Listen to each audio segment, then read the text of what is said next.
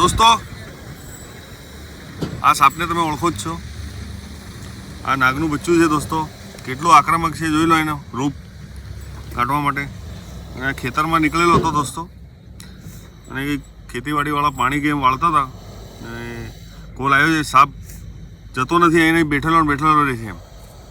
તો દોસ્તો એને અહીંયા લેવા માટે આવ્યા છે, અમે એને રિલીઝ કરીશું એની અનુકૂળ જગ્યામાં.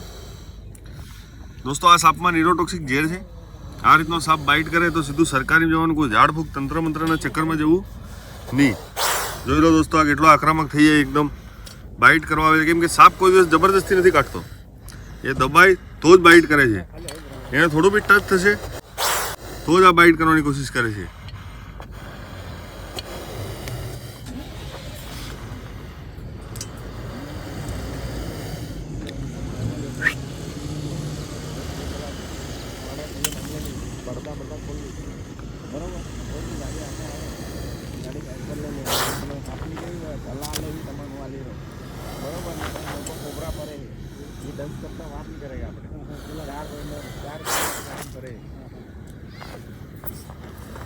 દોસ્તો, અમારા વિડીયો જોઈને કોઈ પકડવાની કોશિશ કરતા નહીં, કેમ કે સાપ વિશે જાણવું જરૂરી છે.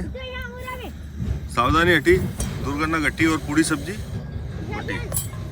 તો આનો એક બાઇટ ચાન્સ મળ્યો નહીં મળ્યો, કેમ કે સીધું સરકારીમાં જવાનું, કોઈ ઝાડફૂંક તંત્ર મંત્રના ચક્કરમાં જવું નહીં.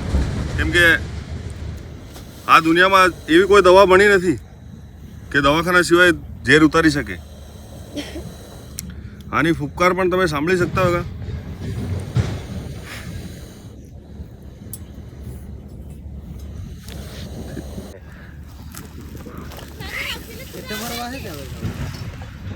આવે એને ચાલ પડી ગઈ.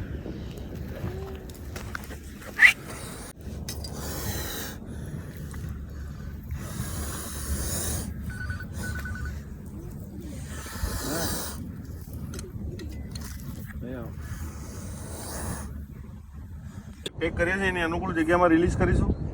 અને અમારા આ રીતના તમારે વિડીયો જોવા તો અમારા પેજને લાઈક કરો, સબસ્ક્રાઈબ કરો, શેર કરો.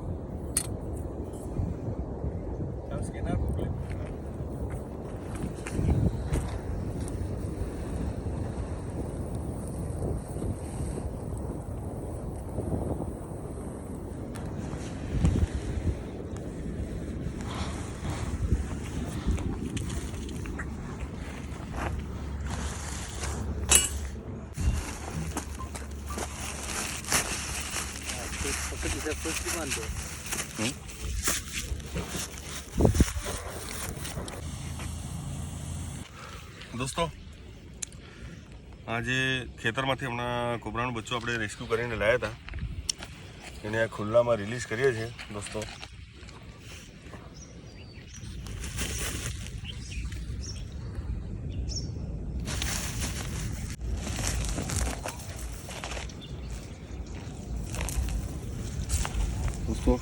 આને રિલીઝ કર્યો છે, આ જઈ રહ્યો છે એની અનુકૂળ જગ્યામાં દોસ્તો.